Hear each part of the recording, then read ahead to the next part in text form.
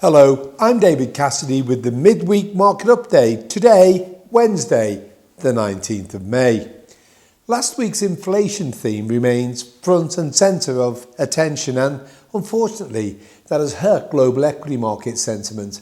Adding to the negative vibe was news that Taiwan was introducing new restrictions given rising coronavirus cases there and across many parts of Asia.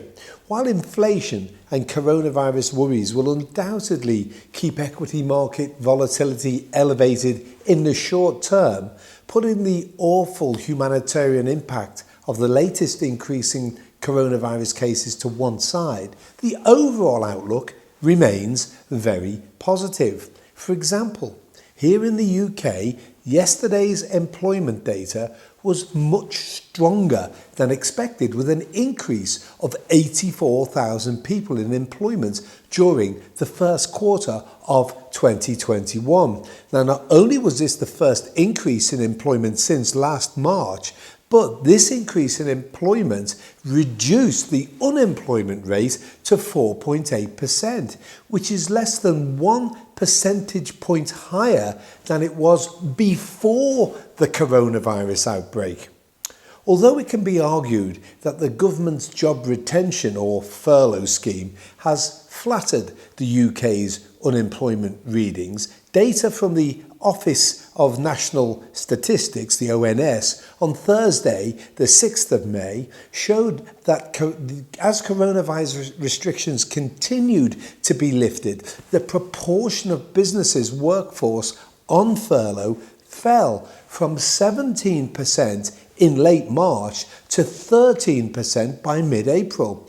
And we would hope that many more people on furlough have been taken off furlough this week as pubs and restaurants were allowed at last to serve customers inside. Consequently, we may see the unemployment rate fall further next month and peak at a much lower rate than we all thought possible this time last year when the furlough scheme fully unwinds at the end of September. As for this morning's UK CPI inflation reading, the increase from 0.7% to 1.5% was fully expected. And as with the sharp jump in US CPI inflation we discussed last week, there are plenty of reasons to look past today's reading.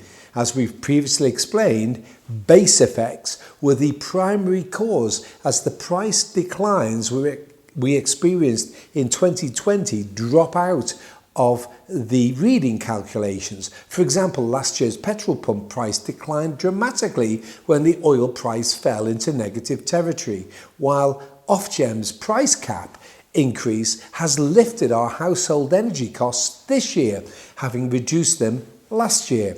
As a result, while we will undoubtedly see UK CPI inflation rise above the Bank of England's 2% target in the coming months, we don't believe the Bank of England will react by increasing UK interest rates. Given the market's current obsession with inflation, our attention is now fully on this evening's release of the minutes from the Fed's last monetary policy meeting, which was held on the 28th of April.